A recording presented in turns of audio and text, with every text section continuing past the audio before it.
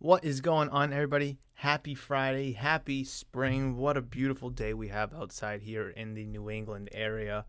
What is going on? My name is James Murphy, aka Murph, and welcome back to another episode of Murph's Boston Sports Talk. This is episode number 180. Oh, no, 189. I don't know how I threw the zero in there. It just didn't make whatever. We have Celtics to talk about. We have Bruins to talk about. And honestly, that's really what I want to dive into today. I guess today being the last podcast before the NFL draft, we should maybe discuss, I don't know, maybe the draft. And I definitely want to dive into that as well. Of course, the Celtics are up 2-0 over the Atlanta Hawks. That is expected. The Bruins are knotted up at one game apiece in their series against the Panthers, as both of those respective series head down south, Atlanta for the Celtics and Florida for the Bruins. Very, very intense and exciting. We're definitely going to dive into that. And of course, we're going to discuss the draft and just kind of tinker with some of the selections I made in the mock draft 3.0. Before we get into today's episode, though, again, I want to reiterate what is happening next week for the NFL Draft live stream. So again, I'm going to make a post about it, but I want to discuss it here too. Episode number 190 will not take place next week on Friday, April 28th. Instead, that episode is going to be pushed back to the following week, which is, I think, May 5th, because we joked about it last time. Yeah, May 5th. And to replace that episode being pushed back an extra week, the NFL Draft live stream, which will be streamed on YouTube and on Instagram, both Murph's Cartown, will kind of take place of it. So that's going to be a live stream that will start at 8 o'clock Eastern Time. Very, very, very excited. In that live stream, leading up to the picks and such, we're going to discuss what my mock draft 4.0 will look like. We're going to briefly discuss about it then. And as the picks roll in, we're going to read and react, discuss to the draft.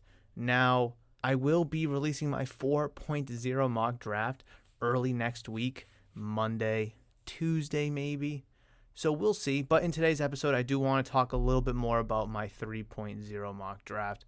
Since we really breezed through it. We really did breeze through it. And again, I just want to kind of touch upon some things here throughout. So let's talk about Celtics here, because honestly, I really like where the Celtics team is at right now.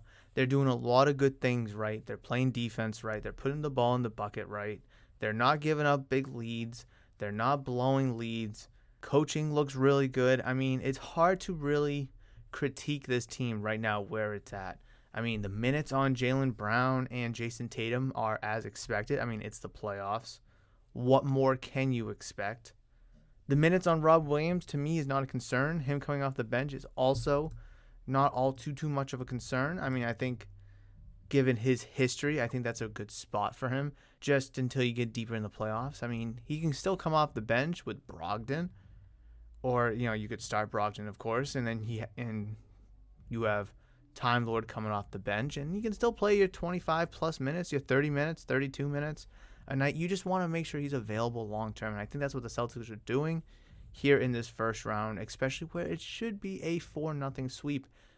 I'm very excited for tonight's game against the Hawks. I kind of wish it was last night so we could go Celtics-Bruins, and not have the both of them on the same night, which kind of sucks because the Bruins are also on tonight.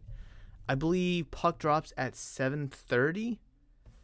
7:30 puck drop, and then the Celtics tip off at 7. Okay, so we got a half hour in between, so pretty much a quarter of basketball to be played.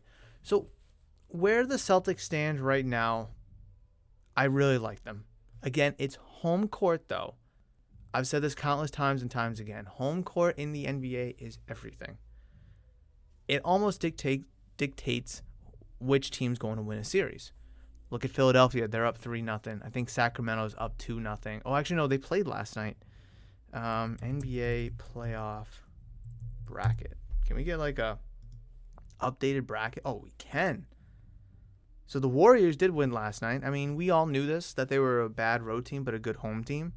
Definitely not shocked there. But I mean, if you look just about, in a lot of places, I mean, Philly's taking care of business. They're up 3-0. Boston's taking care of business, being up 2-0. Denver 2-0. Sacramento was up 2-0 with both of their wins coming at home. But I mean, it's going to be a long series for a lot of these teams. I mean, Memphis and LA, they're tied at 1. Let's see, Cleveland, New York, Milwaukee, Miami, they're both tied at 1. I think a lot of these series may come down to who has home court in Game 5, Game 6, Game 7. And that's the unfortunate truth about it. I mean, Phoenix did a great job. They got a win on the road last night. Now they're up 2-1 after blowing home court. So it's an interesting dynamic. And if the Celtics can take care of business, which they should, and it's gonna put them in an equal playing field with Philadelphia, because as it stands, they're up 3-0 in their series against the Nets. So Philadelphia is going to be well rested after going 4 games, more than likely, with the Nets. You just don't want that series with the Hawks to carry out 5, 6, 7 games. You've played more games. They've rested more. They're physically ready to go. You're physically still recovering. I mean, last year, that 7-game series against Milwaukee, against Miami, really burnt out the Celtics come Game 4, 5, and eventually where they lost in Game 6 to the Golden State Warriors. I think the Warriors played, 1 6-game series? I mean, I think they swept the first round, swept the second round, 6-game series in the Western Finals, and then obviously 6 games with the Celtics. You just want to make sure, especially where your next opponent is going to be rested. So I think if the Celtics can take care of business, that will give them a huge, I don't want to say an advantage because Philly's also up 3-0. But again, that'll give you a huge step towards equalizing your series against Philadelphia. Although the Celtics should be better, they should win that series. But Philly looks good. Philly looks really good. I mean, they've won a high-scoring game, 121-101 in the first game. They won a defensive tooth-and-nail battle in the second game. Also in the third game, where they held them again, the Nets, to under 100 points. In Game 3, But Philly's defense looks really good. 101, 84, and 97. Those are the points that they've allowed to the Nets so far. And they're scoring 121, 96, 102. So they can play both styles of games. And I think that's all the more reason to get this series done with Atlanta sooner than later, to not only rest, but to also game plan and strategize. All right, they're going to try to take away player X and player Y. How can we counter with player Z? How can we strategize when they're in this defensive formation? When they're in this offensive formation, how can we? And those are all things you'll be able to do with the extra days off going into that series. So I really do think Game 3 is very, very critical for the Bruins. For the Celtics, that's going to happen a lot. That is going to happen a lot. And it's happened a lot. It's going to happen a lot. Oh yeah, the Celtics have to go to Florida to play the Panthers tonight and try to take back. No, Murph, no, what are you doing? Oh yeah, the Bruins, they hit a good 3-pointer last night. Wait, what? it's when you talk a little on the fast side like I do, which I'll admit it, I talk fast. I try to slow down. I try to make sure, I pause in between sentences. But sometimes I just get that thought going and I just start rambling and just getting things off my chest. And next thing you know, I'm calling the Celtics the Bruins the Celtics. I got the Red Sox as the Patriots. I got Bill Belichick as the coach of the Celtics. I got, Mac Jones, the goalie for the Bruins. It's just, what are we doing, Murph?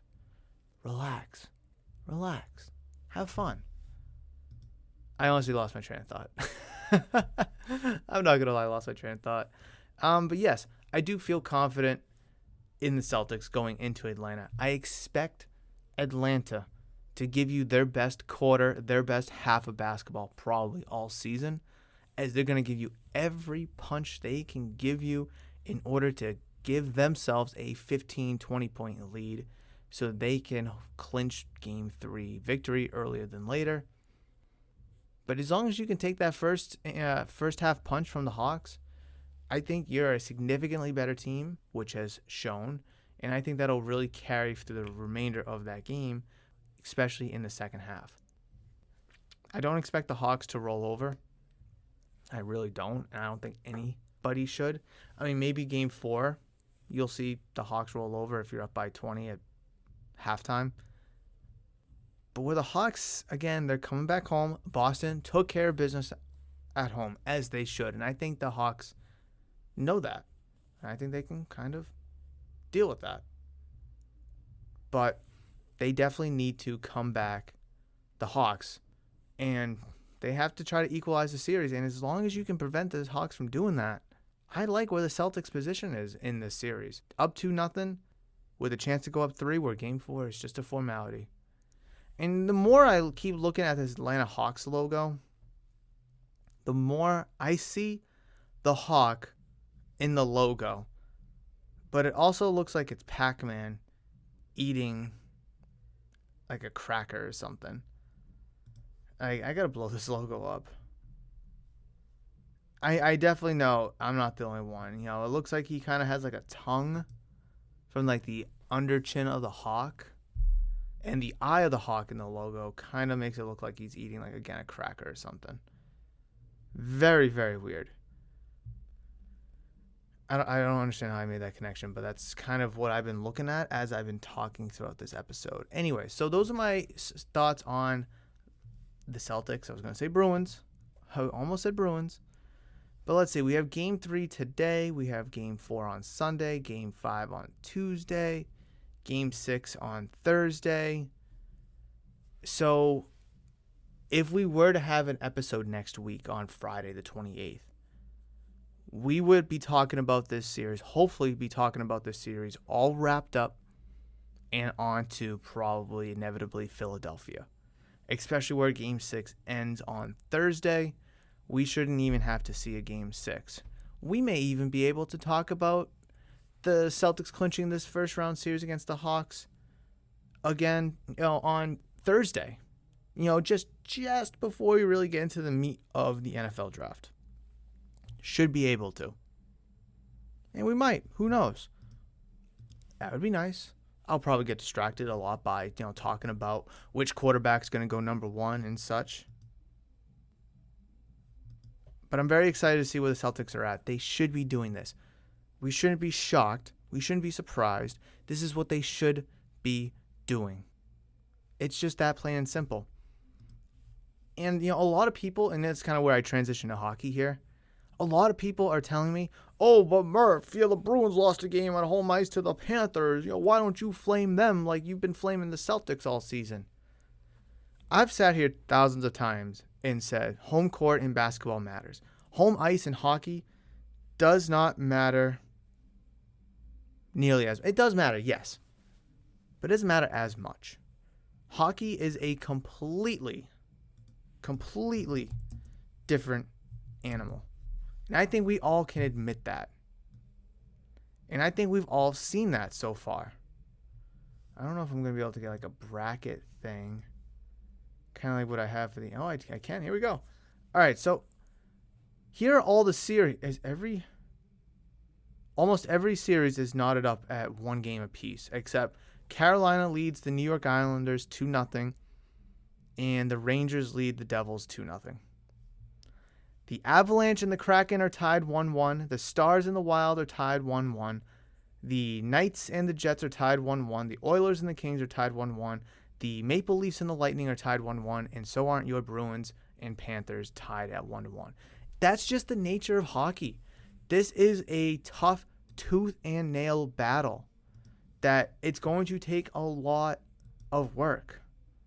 It's not going to be an easy coasting, kind of like the regular season was for a period of stretches. Now, I don't want to take anything away from the Bruins in their historic regular season, but there was a lot of games where Marchand, Bergeron, McAvoy, Lindholm, Krejci, just any combination of those guys and more missed games, and they were still able to win. There was a bunch of games that they had to go to overtime and win in overtime or win in shootout. That's just the nature of what happened. So they did not coast. And yeah, losing game 2 at home is a little disheartening because it puts you in a much better, more comfortable position going to Florida up 2-0, then tied 1-1 because you now have lost home ice advantage. But I still feel really good about this team, though. Now, I know they didn't look good. They didn't play good. I understand that. In Florida, they looked good, and they played good. But we have a series. The Boston Bruins have a series. Again, yes, I said this last week. I would like to have played the Panthers over the Islanders. I do. I think they're going to burn out soon. I really, really do. They played a lot of hockey. They had to really put in a lot of effort to win all those games in order to get into the second wild card spot. They are the 8th team in the East. I do believe that's going to catch up to them. Bruins, I know Bergeron's been under the weather. I know Ullmark's been under the weather. They have a bug going through the locker room. I know all that. But they were still able to win one game. And in game 2, a lot of times they did not look good, but there was a couple of moments, some hits, some offensive possessions. They looked okay. But if we can just piece it all together, I really do think that the Bruins will be able to do this. And again, who expected them to go 16-0? Because it's a race to 16. The first team to win 16 games will hoist Lord Stanley. I didn't expect the Bruins to go 16-0. I also didn't expect them to lose game 1 or 2 to Florida in Boston. But that's just the fun in the Stanley Cup playoffs. I mean, I'm not going to lie. I didn't think the Kraken were going to steal a game in Colorado, but they did. I didn't think Edmonton was going to lose a game in Edmonton, but they did. This is one of the many reasons why playoff hockey is so good. It's so unpredictable. I mean, yes, the Devils are down 2-0, but they may end up still winning the series. Same with the Islanders. You just don't know. Any of these series that are tied 1-1, one team could win the next 3, and next thing you know, they won in 5, back sweeping 4 wins to 1. Maybe these series go 7 games. It's just so unpredictable in hockey. We just don't know. And that's one of the beautiful things about the Stanley Cup playoffs. But let's direct our attention a little bit more towards the Bruins. I think they'll be fine. I know the Panthers have played them tough all year, especially in the 4 regular season games. They split with the Bruins. Here now, through 6 games, including 2 playoff games, it is still a split series, 3-3 now. I'm very, very excited to see this team go out there. I think they'll bring a lot of energy. I think losing game 2 was a little slap in the face, a little splash of water to kind of wake them up and be like, hey, guys, this is playoff time. This is playoff hockey. We have to actually go out and win. We're not going to coast. And they did not coast in the regular season, so they know what they need to do. They've been playing that kind of hockey pretty much all year, with or without guys resting. Whereas in recent years, Stanley Cup, President's Trophy winners would oftentimes sit a bunch of guys a week out, 2 weeks out, 3 weeks out of the playoffs once they've clinched, the first seed or the President's Trophy. I mean, look at the Lightning, 2018, 2019. Previously tied the record of wins, 63, clinched the President's Trophy well in advance. And next thing you know, they get swept, I think 4-0 by, I think it was Columbus that year. That was the year the Bruins went to the Stanley Cup playoffs. Oh, the Stanley Cup finals. But that 63-win Lightning team lost. First round, they didn't even win a game. Who saw that coming? I sure as hell didn't, and I'm sure you didn't either. I know I've heard this a couple times on the radio yesterday. Should the Bruins switch goaltenders? I don't think so. Ullmark looked terrible. Yes, I know. He also got bit by that little bug that's going through the locker room. I don't want them to switch goalies. I don't think they need to. If Ullmark looks awful in Game 3 and they lose, and the majority of those goals are his fault, then yes, go to Swayman.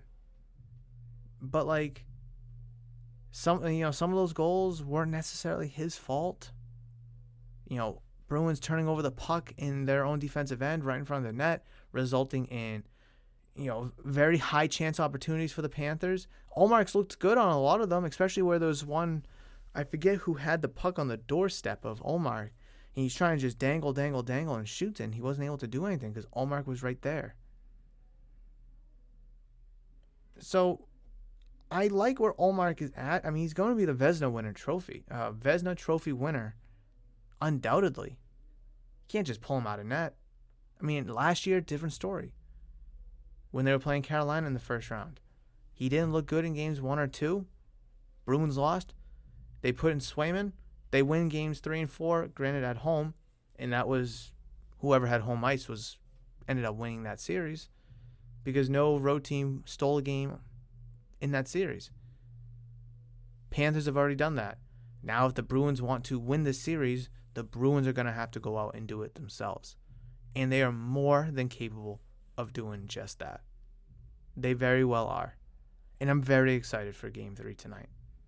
But they need to put their best foot forward. Who knows what's going to happen with Patrice Bergeron? Will he play? Did he even make the trip down? Who knows? But they definitely do need Patrice Bergeron. They absolutely do. They need their captain. I think the Panthers player's name was Sean Bennett, I believe. I know Bennett was the last name. He missed Game 1. Then he comes back for Game 2, and the Panthers look like a completely different team. They got a little jolt and boost of energy. And that's exactly what Bergeron's going to do. That will allow Krejci to be on the second line. That'll allow Cole to be on the third line. And you won't have to play with the lines. Allow Frederick to be on the fourth line. So I think if the Bruins can just refocus and get healthy, I think they'll be fine. They're the better team. They have the better coach. They have the better players. I think they'll be just fine. So, am I overreacting? No. Was I upset and disappointed that they lost? Yes. But that doesn't bring out frustration. That doesn't bring out concern or worry or stress. Now, if they lose Game 3, a different story. That's a whole different conversation. And let me see here. We might be able to briefly talk about going into a potential Game 6 Thursday, the beginning of the NFL live draft stream. The NFL draft live stream, excuse me. Ooh, I just hit my microphone. I hit my windscreen. Okay. So we might be able to talk about potentially going into a Game 6. We might be able to talk about the Bruins wrapped up the series by winning the next 3. Hopefully the Panthers don't win the next 3. Therefore, we won't be talking about the Bruins at all. But nonetheless, next week's episode, again, episode 190 on Cinco de Mayo, we will be talking about the Bruins facing either the Maple Leafs or the Lightning. As long as they advance, which they should. So, I think that is going to wrap it up for the Bruins discussion. And I know we talked a bunch about the Celtics and the Bruins so far in today's episode. But if you have anything you want to add or anything you want to, give back on, anything you want to rebuttal on, give me your thoughts and opinions down below in the comment section on this YouTube video if that's where you're watching. Or you can reach out to me via social media at Murph's Cardtown on Twitter, Instagram, and of course, Facebook. I want to know your thoughts and opinions about both the Bruins and the Celtics. Are you excited? Are you concerned? Are you worried? Do you feel good? Let me know. So, let's revisit this 3.0 mock draft. I want to spend a little more time. Specifically, I want to spend some time on the Patriots. What are the Patriots going to do? What should the Patriots do? Should they go offense? Should they go defense? Should they trade back? I don't know. I really do think that the Patriots should stay at 14. I do. If they trade back, would I be surprised? Of course not. In my mock draft 3.0, I have them trading back to 19 with Tampa Bay. Now, there's conversations where Dallas from 22 is going to want to trade up to draft Bijan Robinson or a player that they deem. Tons of rumors that Jerry Jones will do that. Jerry Jones and Robert Kraft have a pretty good relationship. I'm sure Bill Belichick is going to have to maybe make a move back. You're going to go from 14 to 22, though? I don't know who's going to be at 22 that you could draft, but you should get a haul. I mean, they're moving up 8 picks. You should be able to get a first and a second or something on top of that. Maybe 2 firsts. I don't know, but I really think the Patriots should stay pat. I really, really do. There's going to be a ton of good talent at the board available. I know in my mock draft I got, Tyree Wilson, Devin Witherspoon, Christian Gonzalez, Darnell Wright, Jackson Smith-Njigba, Nolan Smith, Michael Mayer, Dalton Kincaid, Joey Porter Jr., Peter Skoranek, Broderick Jones. These are all guys that could be available to the Patriots at 14. And I have them kind of all dispersed throughout the first round. Tyree Wilson as high as 5, Witherspoon 6, Gonzalez 7.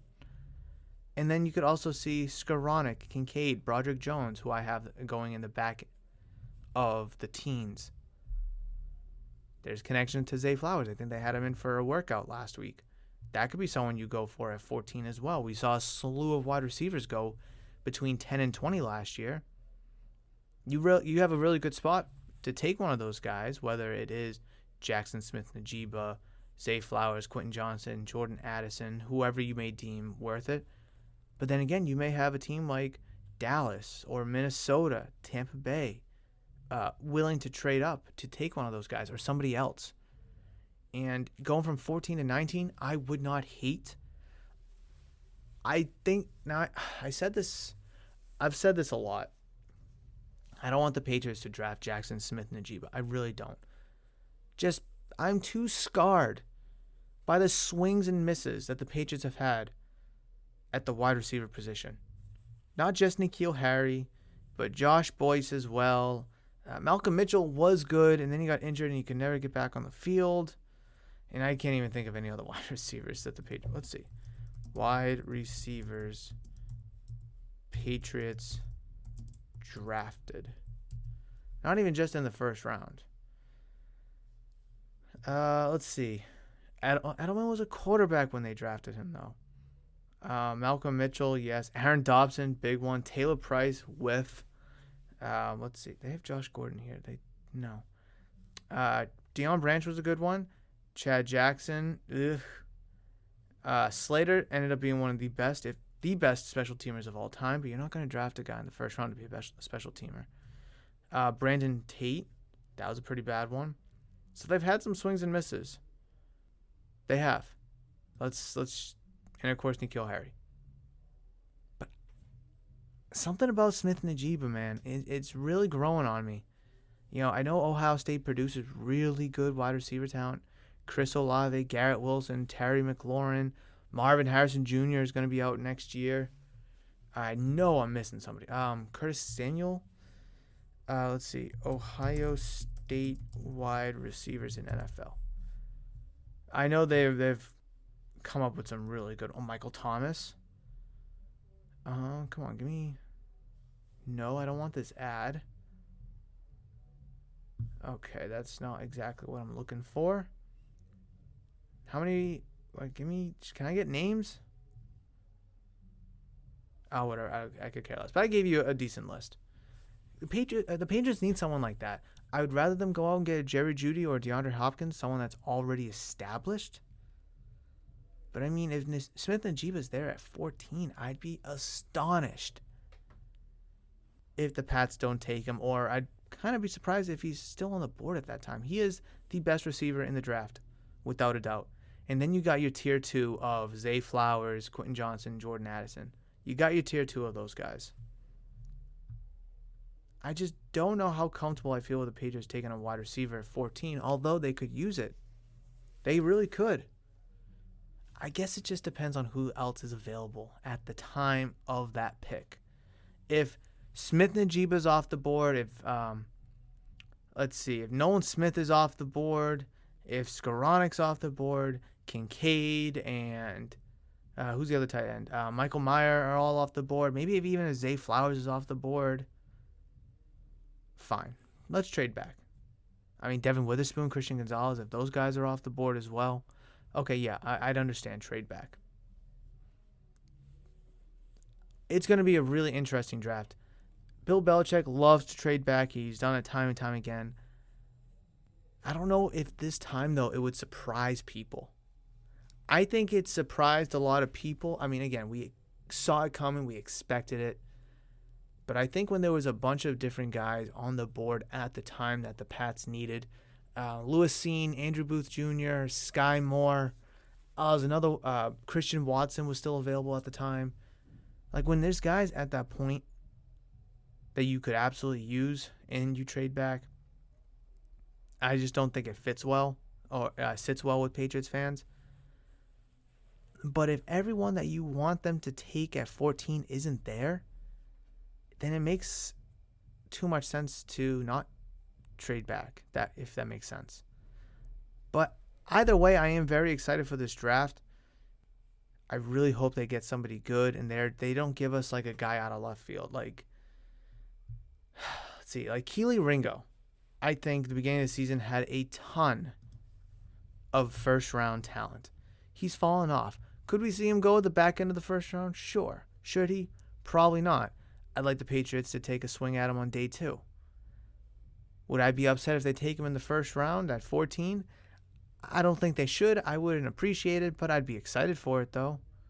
But that's a pick where you can trade from 14 to like 21 with the Chargers, for instance, and still be able to take him because there's other cornerbacks that are better.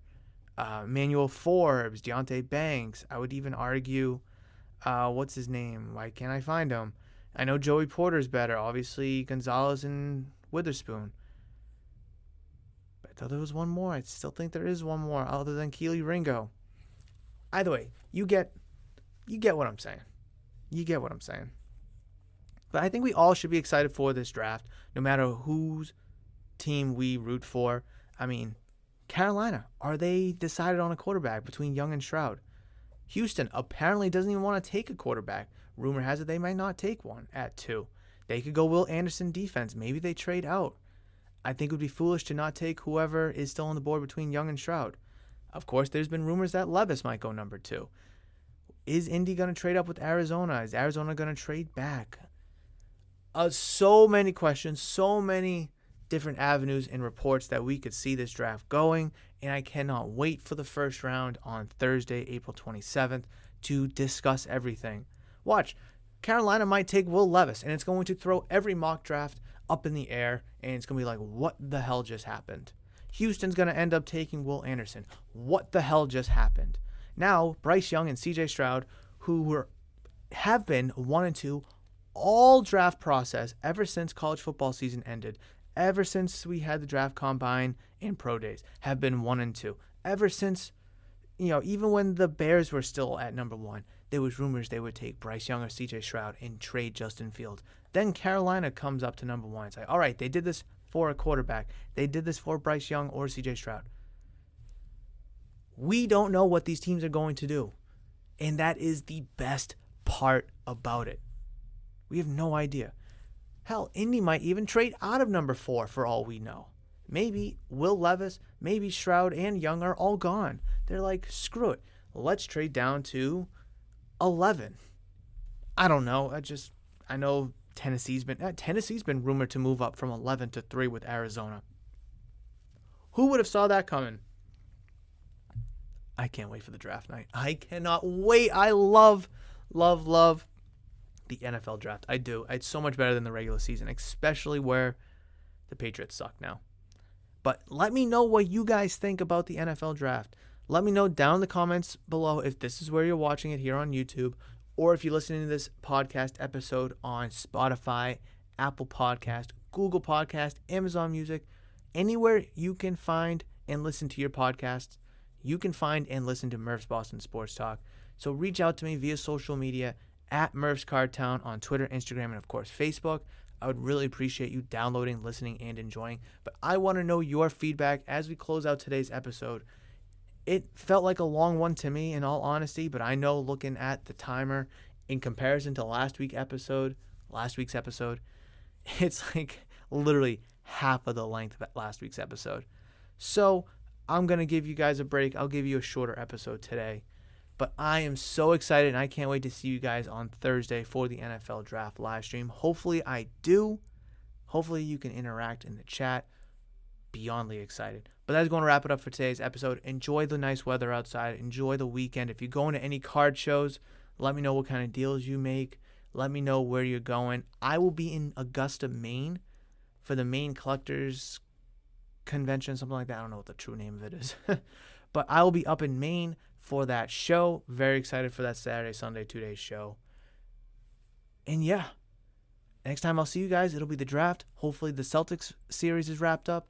Hopefully the Bruins are in a good 3-1 situation, right? I mean, I guess Game 5 would be on Wednesday, so maybe that series is already clinched. Who knows? But that will do it for this episode. I really appreciate you guys. I will catch you in the next one, but between now and then, you know that I love you, and I will always, always see you.